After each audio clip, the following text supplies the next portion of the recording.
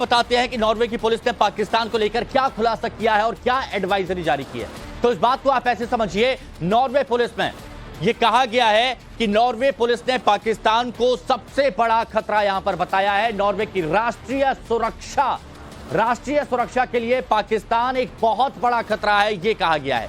इसके अलावा नॉर्वे की संवेदनशील जो टेक्नोलॉजी है वो पाकिस्तान चुरा रहा है। पाकिस्तानियों पर अवैध तरीके से घुसपैठ का भी यहां पर आरोप लगा है। संवेदनशील टेक्नोलॉजी यहां पर चुराया जा रहा है और इसके साथ ही नॉर्वे में मौजूद पाकिस्तानियों पर अब कड़ी नजर रखने के निर्देश दे दिए गए हैं कि कड़ी नजर इन लोगों पर रखी जाए। इनका कोई भरोसा नहीं है, ये क्या करते हैं, कब साजिश रचते हैं, क्या तैयारी कर रहे हैं, कोई भरोसा इनका नहीं है।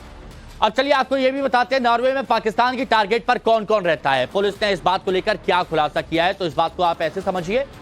Educational institute, research institute, business house, defence institute, ये 4 जगह जहां नॉर्वे में पाकिस्तान टारगेट कर रहा है, ये वो जगह हैं। एजुकेशनल इंस्टीट्यूट है, रिसर्च इंस्टीट्यूट है, डिफेंस इंस्टीट्यूट और बिजनेस हाउस। पाकिस्तान और आईएसआई नॉर्वे में चोरी को कैसे अंजाम देते हैं, नॉर्वे की पुलिस ने क्या खुलासा किया, ये हम आपको यहां पर बताते हैं। घुसपैठ, पाकिस्तानी कैसे करते हैं चोरी, तो घुसपैठ के जरिए यहां पर चोरी की जाती है और वीजा के जरिए ये नॉर्वे पहुंचते हैं। वीजा के जरिए नॉर्वे पहुंचते हैं। अवैध घुसपैठ कैसे होती है, अफगानिस्तान, ईरान और तुर्की होते हुए ये यूरोप में एंट्री कर देते हैं, अवैध तरीके से एंट्री करते हैं। इसके अलावा स्टडी वीजा पर इंस्टीट्यूशन में ये एंट्री लेते हैं। वर्किंग वीजा पर बिजनेस हाउसेस में ये एंट्री लेते हैं। पाकिस्तान, अफगानिस्तान, ईरान, फिर तुर्की होते हुए ये यूरोप में घुसपैठ करते हैं। उसके बाद ये नॉर्वे के संस्थानों में एंट्री लेते हैं, स्टडी वीजा पर या वर्किंग वीजा पर, और फिर यहां से चोरी का खेल शुरू होता है। तो ये आपने देखा कि कैसे घुसपैठ की जा रही है, कहां टारगेट किया जा रहा है, इस पर हम बात करेंगे। कुछ मेहमान हमारे साथ में मौजूद हैं, वो हम आपको बताते हैं। डॉक्टर इरशाद अहमद नेता हैं पीएमएलएन के, पाकिस्तान से हमारे साथ जुड़े हुए हैं। कर्नल एस डेनी डिफेंस एक्सपर्ट हमारे साथ में जुड़े हुए हैं। जेके त्रिपाठी जी पूर्व राजनयिक हैं और ऐसे कई मुद्दों पर खुलकर अपनी बात रखते हुए आए हैं, इनसे हम बात करेंगे। अब डॉक्टर इरशाद अहमद से बात करने की कोशिश हम करेंगे, लेकिन लगता है अभी शायद संपर्क टूट चुका है, लेकिन चलिए दोबारा उनसे जुड़ेंगे। कर्नल एस डेनी, आप कैसे देखते हैं इसे, क्योंकि बहुत बड़ा गंभीर आरोप नॉर्वे की तरफ से लगाया गया और कहा गया है कि ये पुलिस जांच में खुलासा हुआ है। देखिए, इसको 2 तरीके से हम इसको एनालाइज कर सकते हैं। सबसे पहली बात यह है कि पाकिस्तान का जो हिस्ट्री है, इससे पहले भी कई जगह से इस तरह का जो टेक्नोलॉजी चोरी करके लेके आए। बहुत जो एक सबसे ज्यादा जो चर्चा हुई है वो AQ खान, जिस तरह से न्यूक्लियर टेक्नोलॉजी लेके आए थे पाकिस्तान में, यूरोपियन कंट्रीज से लेकर किस तरह से, और अपना खुद का जो बॉम्ब बनाने का कार्यक्रम किया था। तो ये एक, अगर आप रिपोर्ट से पढ़ेंगे, ये अकेला नॉर्वे नहीं है, जर्मनी का तरफ से भी ये एक प्रॉब्लम आया था। चेक रिपब्लिक ने बोला था, यूएस ने बोला था कि पाकिस्तान जब आते हैं तो पाकिस्तानी खास तौर पर जो आते हैं वो उनको रिसर्च मटेरियल को चुराने का और वापस लेकर जाने का, खास तौर पर जो डुअल यूज टेक्नोलॉजी है, वही टेक्नोलॉजी जो पीस टाइम में भी यूज कर सकते हैं और उसको मिलिट्री यूज में भी कर सकते हैं। तो उनका जो पाकिस्तान का स्ट्रैटेजी है वो, जैसे आपने अपना इंट्रो में बताया था, 2 है।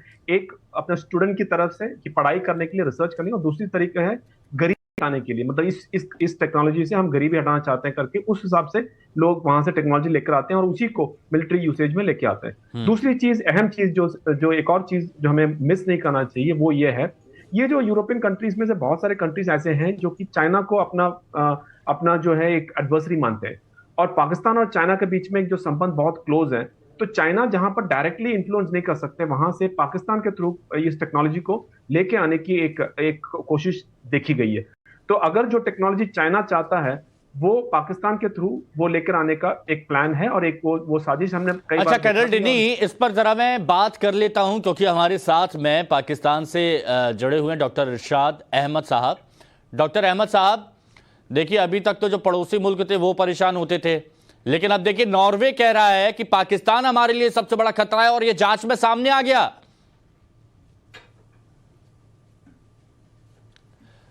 इरशाद अहमद साहब, नॉर्वे के आरोप पर क्या कहेंगे आप? अब फ्रेम बार बार जा रही है, यही होता है कि जब भी इनसे संपर्क करने की कोशिश की जाती है तो वो संपर्क हो नहीं पाता सही से। पूर्व राजनयिक जी जेके त्रिपाठी जी भी हमारे साथ में। त्रिपाठी सर, ये क्या है? मतलब पड़ोसियों को तो परेशान करते थे, अब 7 समुंदर पार जाके नॉर्वे जैसे देशों में भी जाकर उत्पात मचा रहे हैं। बहुत सही पॉइंट किया है कि किसी भी कि ये सिर्फ पाकिस्तान का पहला मौका नहीं है। AQ खान इस मामले में जब जाहिर है, और उनको तो वहां बड़ा सम्मान भी दिया गया था कि भाई वो चुरा करके ले आए न्यूक्लियर टेक्नोलॉजी, और ये भी कहा जाता है कि वो शायद नॉर्थ कोरिया को भी ये टेक्नोलॉजी देने में उन्हीं का हाथ रहा है। हाँ। इसके साथ ही साथ दूसरी चीज मैं आपके ध्यान इस पर आकर्षित करना चाहता हूं कि स्कैंडिनेवियन कंट्रीज में, मैं वहां रहा हूं स्वीडन में 4 साल, स्कैंडिनेवियन कंट्रीज की वीजा पॉलिसीज बड़ी लिबरल हैं। आप किसी तरह से ये कह के कि आपको पॉलिटिकली प्रोसिक्यूट किया जा रहा है, आपको परेशान किया जा रहा है, या वैसे आप नॉर्मल वर्किंग वीजा पे चले जाते हैं और वहां पर, या इलीगल भी चले जाते थे तो वहां पर जो इमिग्रेशन कैंप में आपको रखा जाता था, डिटेंशन कैंप में, वहां पर लड़कियों से प्यार मोहब्बत का नाटक करके लोग शादी कर लेते थे तो वहां बस जाते थे। हाँ। तो ये पाकिस्तानी इस मामले में बहुत ही मशहूर है, और कई कई जगह ऐसी हुई हैं। आपने देखा होगा कि नॉर्वे में भी अब पाकिस्तानियों की संख्या काफी हो गई है, नॉर्वे, स्वीडन और डेनमार्क में, फिनलैंड में।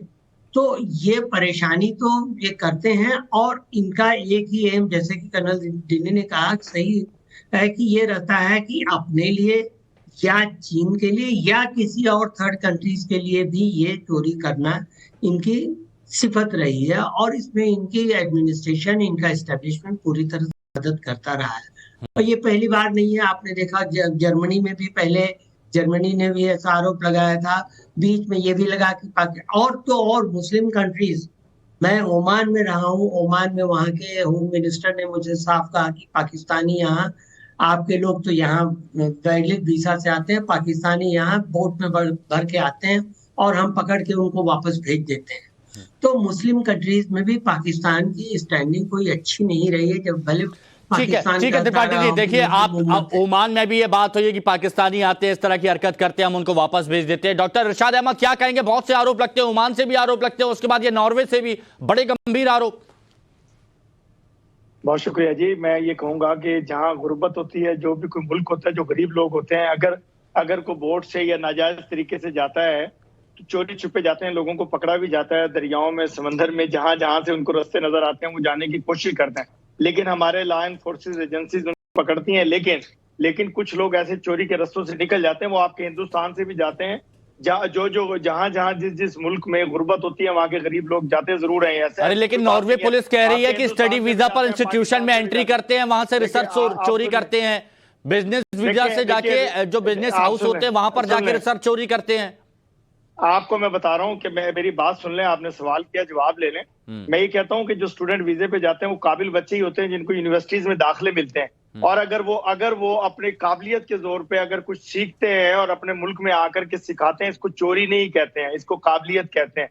दूसरी बात है, चोरी क्या करना है, वहां में एटॉमिक पावर है, हमें एटॉमिक तो चाहिए कुछ नहीं, हमें वो एटॉमिक पावर भी कैसे रहे, पावर में हम लोग वो चलिए ठीक है, लेकिन आपने कहा उसे चोरी नहीं कहते, काबिलियत कहते हैं। ये देखिए एक रास्ता जो पीछे से निकाला, कितना शानदार तरीके से। देखिए वक्त एक ब्रेक लेना पड़ेगा अहमद साहब। देखिए मैं बात सबकी कंप्लीट करता हूं, लेकिन मजबूरी है क्योंकि संपर्क आपका टूट गया था। मैं दोबारा आपके पास अहमद साहब, आप अपनी बात पूरी करना चाह रहे थे, बीच में आपको रोका था, लेकिन बात पूरी कर लीजिए। आप कह रहे थे इसे चोरी नहीं कहते, काबिलियत कहते हैं। मैं ये कह रहा था कि जो स्टूडेंट लोग होते हैं, जो मुख्तलिफ यूनिवर्सिटीज में पूरी दुनिया में जो पढ़ते हैं, वो एजुकेशन हासिल करने जाते हैं, और जो काबिल लोग होते हैं जिनको फॉरेन यूनिवर्सिटीज में दाखिला मिलता है, वो हिंदुस्तान के हों, पाकिस्तान के हों, दुनिया किसी भी गरीब मुल्क के हों। उसमें ये नहीं होता कि मैं काबिल हूं, मैं डॉक्टर बन गया, मैं आकर के हॉस्पिटल पाकिस्तान में बनाता हूं तो मैं चोरी करके ले आया टेक्नोलॉजी। ऐसी बात नहीं, हमें एटॉमिक पावर है, हमारे पास एटॉमिक असासे हैं, हमें जरूरत नहीं है कि किसी एटॉमिक पावर को या किसी चीज को चोरी करें। दूसरी है कि टेक्नोलॉजी हमारे पास बहुत एडवांस है, हम लोग अपनी हर किस्म के टेक्नोलॉजी में पाकिस्तान अल्हम्दुलिल्लाह एडवांस है, और हमें जरूरत नहीं है किसी की चोरी करने की। हाँ, इल्जामबाजी आपके चैनल ज्यादा करेंगे, मेरा ख्याल नॉर्वे में इतना नहीं शोर हुआ होगा जितना आप लोग शोर करेंगे। करते रहिए, इसको सबूत करना होता है, इल्जाम लगाना और होता है, प्रूफ करना और होता है, और जब पाकिस्तान बहुत होता है। तो मैं वो कह रहा हूँ कि पाकिस्तान अल्हम्दुलिल्लाह बहुत यहाँ के लोग बड़े काबिल हैं। देखिए, जो आरोप यहाँ पर लग रहे हैं उसमें यह है कि समुद्र से तेल निकालने की टेक्नोलॉजी चोरी की जा रही है। हर पहलू पर आरोप, मतलब आप ये देखिए ना कि कौन लगा रहा है। अच्छा, मैं इस बारे में कुछ नहीं कहूंगा। कर्नल डेनी साहब, इसे चोरी नहीं काबिलियत कहते हैं और हम तो बहुत एडवांस, हमें क्या जरूरत है? जरा इस पर जवाब दीजिए। बिल्कुल बिल्कुल जी। डॉक्टर इरशाद का मैं बात से सहमत हूं कि ये काबिलियत है, लेकिन इसको काबिलियत का उपयोग किस तरह से हो रहा है इसका भी हमें ध्यान रखना पड़ेगा। काबिलियत है, वो पढ़ रहे हैं बच्चे, लेकिन इनकी जो मिलिट्री एस्टैब्लिशमेंट है वो ऐसे बच्चों को टैप करते हैं और उनको टास्क दिया जाता है कि आप अपने ये इंफॉर्मेशन लेके आए। तो वो चाहे वो पैसे के लिए हो, चाहे वो रिलीजियस कारण की वजह से हो, या चाहे प्रेशर के ऊपर हो, लेकिन ये हुआ है। ये एक वेल एस्टैब्लिश प्रैक्टिस है। मुझे मालूम है डॉक्टर इरशाद साहब आके नहीं बोल सकते ये चीज, मैं उनकी ये बात पे सहमत हूँ कि काबिलियत है लोगों के अंदर। नहीं, जो सच होगा बोलूंगा इंशाल्लाह, कोई बेफिक्र रहिए आप कर्नल साहब। हाँ, नहीं, जो सच होगा, हकीकत होगा, मैं बोलूंगा। जी जी जी। तो मैं ये कह रहा था कि काबिलियत है, लेकिन काबिलियत को गलत तरीके से भी इस्तेमाल किया जा रहा है। वही जैसे नॉर्वे को हमने तो नहीं बोला कि इस तरह का एक है, नॉर्वे की वहां से आया। आप रिपोर्ट्स पढ़ेंगे तो जर्मनी की वहां से भी आया है, यूएस के वहां से भी आया है, चेक रिपब्लिक से भी आया है। तो अभी जैसे त्रिपाठी साहब जो वहां पर एम्बेसडर्स रहे हैं, तो ओमान की भी बात कर रहे थे। हाँ जी जी, जो ओमान की बात कर रहे थे। तो ये एक चीज है, इट इज नॉट, और ये आम नागरिकों का नहीं है, ये एक मिलिट्री एस्टैब्लिशमेंट की स्ट्रैटेजी है। अच्छा, ये स्ट्रैटेजी है जो मिलिट्री एस्टैब्लिशमेंट है उनकी स्ट्रैटेजी है। जेके त्रिपाठी जी बहुत कुछ कहना चाह रहे हैं इस मुद्दे पर। हाँ, नहीं, मैं इरशाद साहब के बात के जवाब में ये मानता हूं पार्शली कि जो जाते हैं वहां पढ़ने स्कॉलरशिप पे काबिलियत से जाते हैं, लेकिन जो डेटा चोरी करते हैं वो काबिलियत नहीं है, वो चोरी की काबिलियत है, वो उनकी अपनी काबिलियत नहीं होती। इसलिए इरशाद साहब, बराए मेहरबानी, आप अभी कह रहे थे, क्लेम कर रहे थे कि मैं सच बोलता हूँ। पॉलिटिशियन होकर के कितनी आप सच बोलते हैं, पॉलिटिशियन होकर कितना आप सच बोलते हैं, ये तो अभी जाहिर हो गया है। और आप बिल्कुल, मैं अपने मुल्क के लिए, आप मेरी बात पूरी कर लेने दीजिए। इतनी शराफत दिखाएं, इतनी शराफत दिखाएं डिबेट में कि बात पूरी कर लेने दीजिए। शराफत नहीं दिखा रहे आपको डिबेट की तमीज नहीं है। डॉक्टर अहमद साहब, आपको डिबेट की तमीज अच्छे से आपने अपनी बात रखी, और जो हमारे जो मेहमान यहाँ पर जुड़े हुए हैं, एक मिनट, डॉक्टर इरशाद अहमद, ये जरा सुनिए। ये आप लोग सब्र नहीं रखते, आप लोग सब्र नहीं रखते। डॉक्टर अहमद, जरा ये सुनिए, जब आप बोल रहे थे तो जो भारत से हमारे जो मेहमान जुड़े हुए हैं वो शांति से आपको सुन रहे थे। अब थोड़ा सा आप भी सुन लीजिए। सुन रहे थे तो, लेकिन मैंने ये कहा कि जहां झूठ बोलेंगे या गलत बोलेंगे, मैं बीच में अरे तो बोलूंगा। आप बीच में नहीं बोल सकते, आपको बीच में बोलने की तमीज डॉक्टर अहमद साहब, जरा इंतजार कीजिए, मैं आपकी बात रखूंगा, तब आप अपनी बात रखिएगा। पहले जेके त्रिपाठी जी को पूरी बात रखने दीजिए।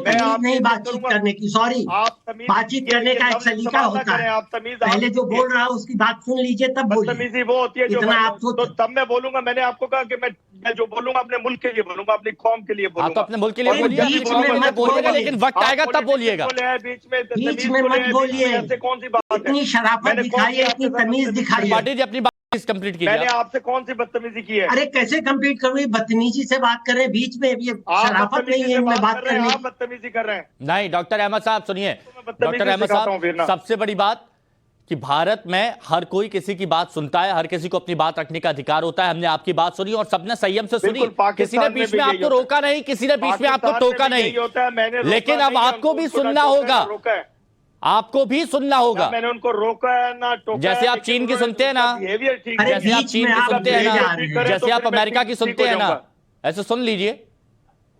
बड़े भाई हैं आपके, त्रिपाठी जी बोलिए।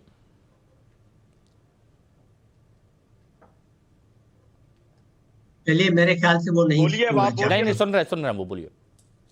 देखिए, मैं ये कह रहा हूं कि अभी इरशाद अहमद साहब कह रहे थे कि साहब हमारे यहाँ एटमी ताकत है, हमारे यहाँ ये साइंसदान वो साइंसदान, हम सब मानते हैं, लेकिन अब्दुल कयूम खान की बात भी वो जानते होंगे कि उन्होंने क्या किया था, सारी दुनिया जानती है। बात अलग है कि पाकिस्तान ने सर आंखों पे बिठा लिया कि उन्होंने एटॉमिक सीक्रेट्स चोरी किए थे।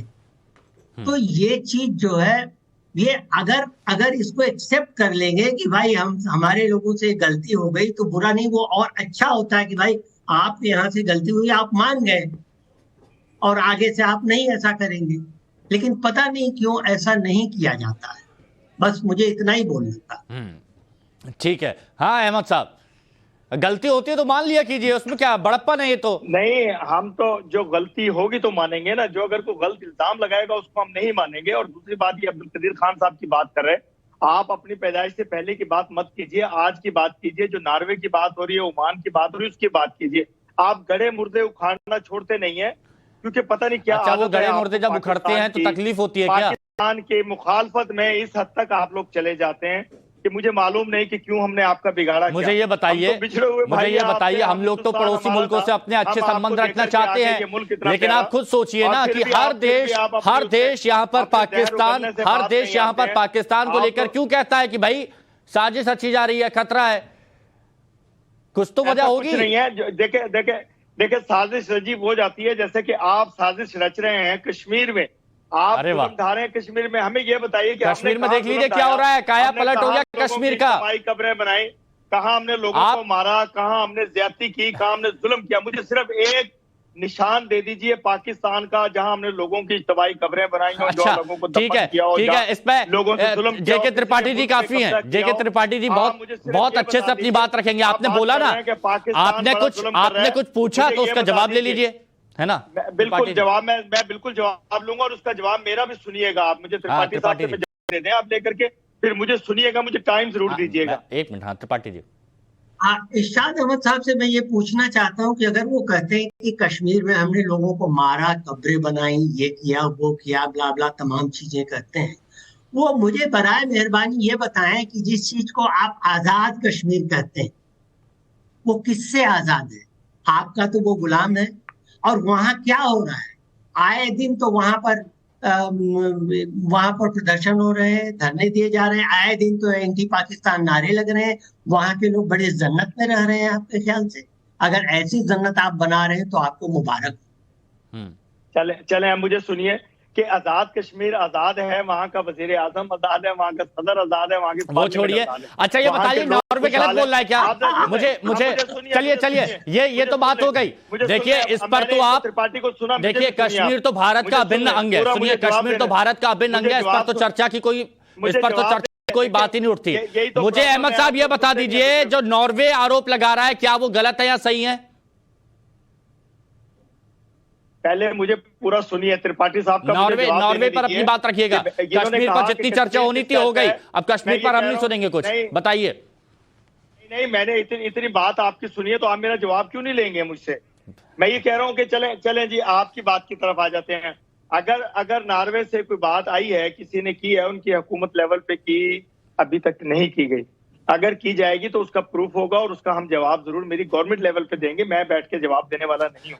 और ये जो माफ कीजिएगा, गवर्नमेंट लेवल पर जवाब कहते हैं कि गवर्नमेंट लेवल पर हम जवाब देंगे, तो पाकिस्तान की जनता भी हंसती होगी। गवर्नमेंट लेवल पर कौन जवाब देगा, क्योंकि गवर्नमेंट में हो क्या रहा है ये सब देख ही रहे हैं। चलिए, चर्चा बहुत अच्छी हुई, लेकिन कुछ मुद्दों पर बात खुलकर हो नहीं पाई। चोरी को काबिलियत बता दिया, तमाम पहलू पर बात कर दी। डॉक्टर अहमद साहब बहुत बहुत शुक्रिया आपका हमारे साथ जुड़ने के लिए। डन्नी जी, त्रिपाठी जी बहुत बहुत शुक्रिया जुड़ने